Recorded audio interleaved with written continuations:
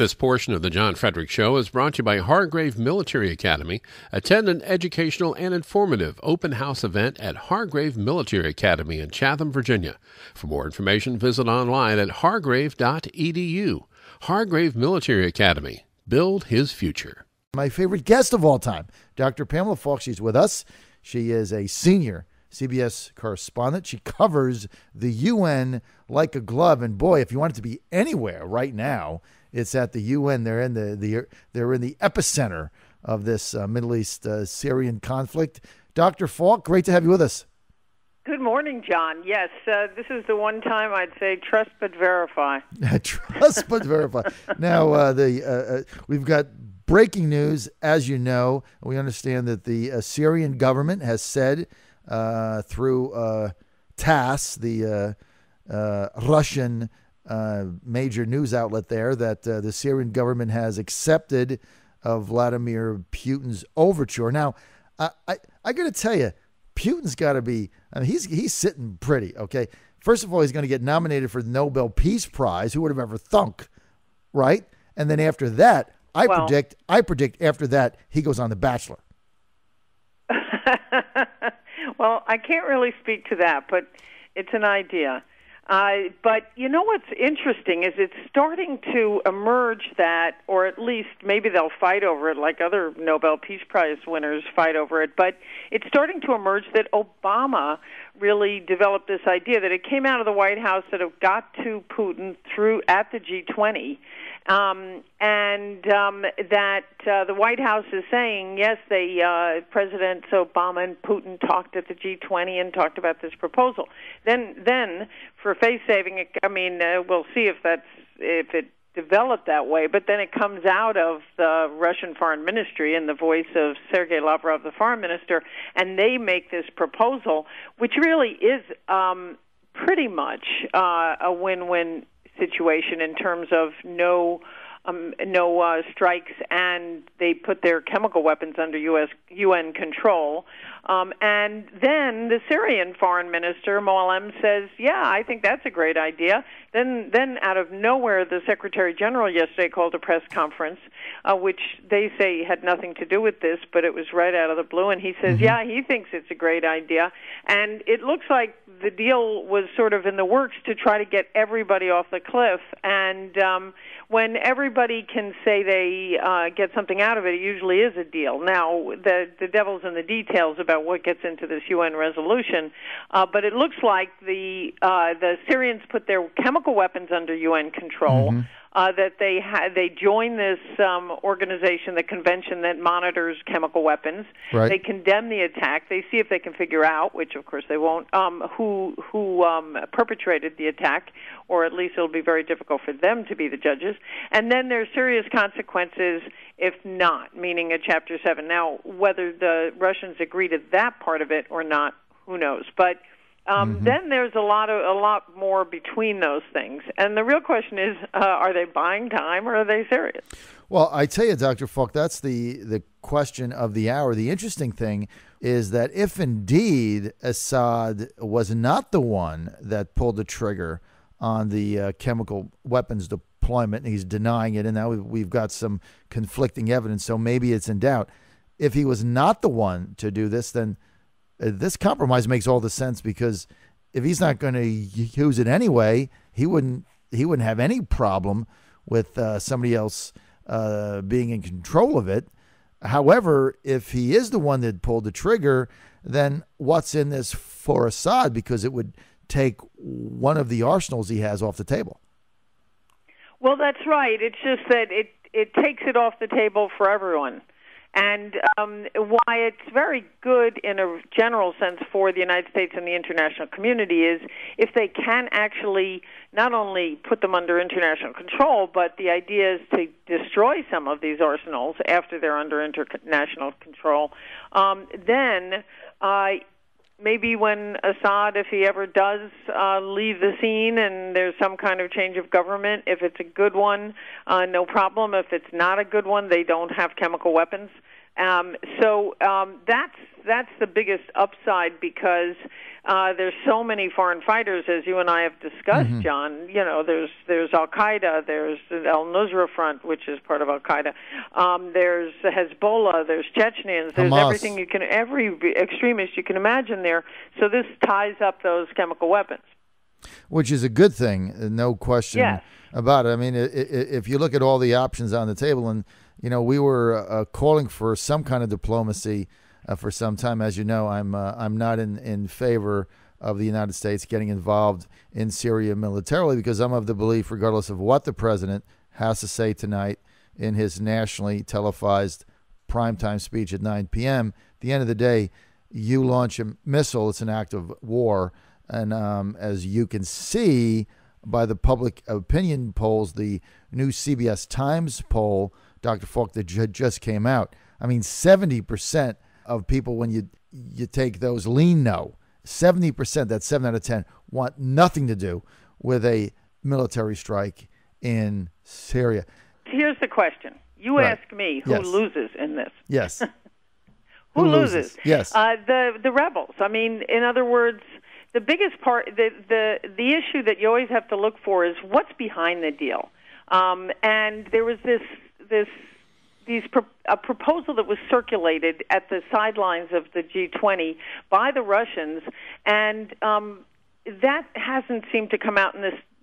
But they say they give up chemical weapons in 3 of the sites. They compensate for Syria's giving up their chemical weapons by activating their anti-missile, the S-300 missiles.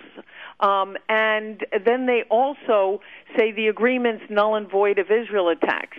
And the U.S. works toward this peace conference.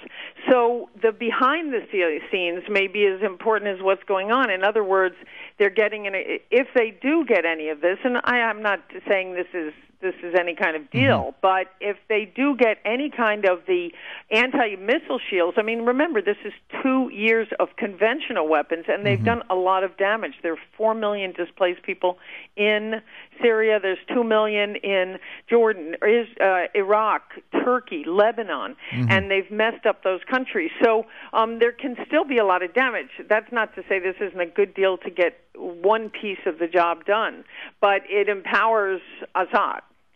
That's part of the problem. And so how the rest of the war is fought still is out there. But it gets everyone off as something that the president did not explain to the American people what it was going to do, how it was going to help, and how it was going to keep U.S. out of a more mission creep war. So it's better than it was, but there's still a lot of issues out there. What happens when Syria gets an anti-missile shield? Then they're sort of a little bit more they're more protected against anything else if they decide to just launch attacks against their neighbors. They've got all those 4 neighbors plus Israel on their border, and they may be getting more conventional weapons. So this takes care of the chemical weapons issue, and that's so big that it's good. Look, there's no doubt anything that is going to keep us out of getting entangled in another Middle Eastern foreign conflict of which we have no national interest in, I'm in favor of that. I think you hit the nail on the head, though, in 3 ways. As always, you're so brilliant. Number one, President Obama has never really explained what this whole thing is about. That's why you're seeing the public opinion polls as they are, almost unprecedented. People want nothing to do with this. Now, one of the issues he's got is, and you brought it up, this deal is keeps Assad in power for the time being. But he can't really argue against that because President Obama and John Kerry never said that the objective of this was to take Assad out. That was one of the criticisms of this plan. Right. And even John Kerry, Secretary of State, on Monday was saying, well, it's going to be small, minor, tiny. So Assad was never, the Assad regime taking them out was never at stake. Now, the winners are, you mentioned the loser, rebels. Let me tell you what the winners are. Anybody in the United States, because we're not getting involved in this in any possible way. That's a good thing. Congressional members that were being pressured by Obama that wanted to vote no on an authorization. Now they're off the hook. They win because it doesn't really matter what they do. Third winner is Russia because their guy stays in and they have a national interest there. And so they're able to, the longer they stall and wear the rebels down, the better it is, I think, for Russians, right? Correct.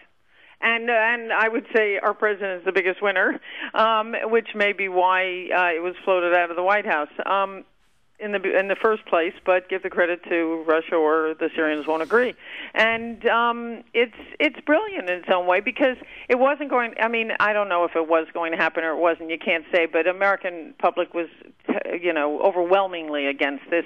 The president hadn't made the case for why a strike helps to stop a war, and what happens when Americans' missiles do hurt civilians, which would happen because Assad had already set up human shields. So it's definitely a win-win for the president. The bigger question is what happens next. It gives Assad the ability to fight. It gives him the ability to fight another day, and that is a threat to Israel and Turkey and NATO ally and Jordan and Iraq and other places, and it does mean that the problem is still out there.